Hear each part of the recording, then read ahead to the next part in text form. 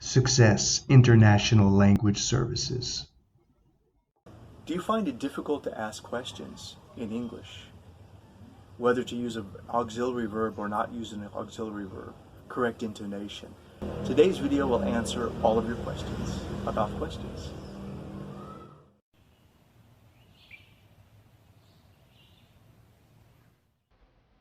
Questions, anyone? Asking questions in the present and past simple forms can be something which appears very simple, but actually needs some special explaining. In many languages, the differences between an affirmation and a question means simply changing the vocal intonation. Here's an example in the Portuguese language. The affirmation, ele adora canela, and the question, ele adora canela? In English, we also change the intonation, but need to do some other things. This lesson will discuss different strategies for students to ask questions correctly in present simple and past simple. Question words and their meanings. To ask a question that cannot be answered with only yes or no, we need to use question words, usually at the beginning of the question. Whom, for people who are passive. Who, for people who are active. What, for things. Where, for places. Why, for reasons. Which, for choices, this one, that one. Whose, for possession. When, for time, days, and dates. How, for the way something happens. The difference between questions about subjects and objects. To ask a question in present simple and past simple, we need to consider a few things before forming the question.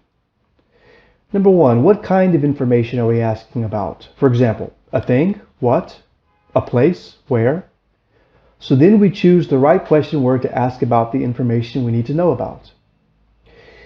Two, is the question about the subject, someone or something that is doing something in an active way, or about the object? Information about someone or something passive that is not actively doing anything. Three, is the question present simple or past simple?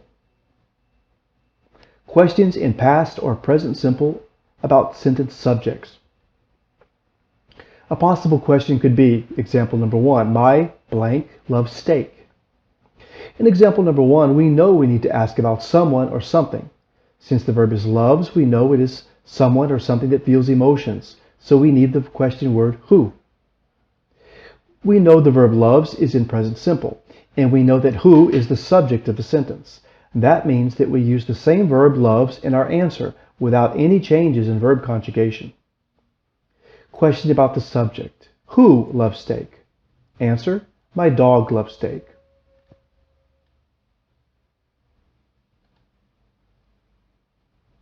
The difference between questions about subjects and objects. Another question could be, example number two, my dog loves blank. In example number two, we know we need to ask about something. We need the question word what. We know the verb loves is in present simple and that what is the object of the sentence, meaning we must use the auxiliary verb do in present simple, in this case conjugated as does, like the main verb loves is present simple. Which means that since we conjugated the verb does, we will not conjugate the main verb, so the verb will be love, not loves. Question, what does my dog love? Answer, my dog loves steak. Be careful of prepositions when asking questions. In modern English, it's considered to be excessively formal to begin a question with a preposition, like in, to, for, so we avoid doing that. As a general rule, if you ask a question about information that occurs near the end of a sentence, and that information follows a preposition right before it, then we must leave the preposition at the end of the sentence. Be careful of prepositions when asking questions. Here's an example of a sentence which might cause us some problems if we don't do this. I always eat with blank. Wrong question. Whom do I always eat? The preposition with was, wrongly, not included at the end of the question. Now it seems that we eat someone, like a cannibal. Right question. Whom do I always eat with?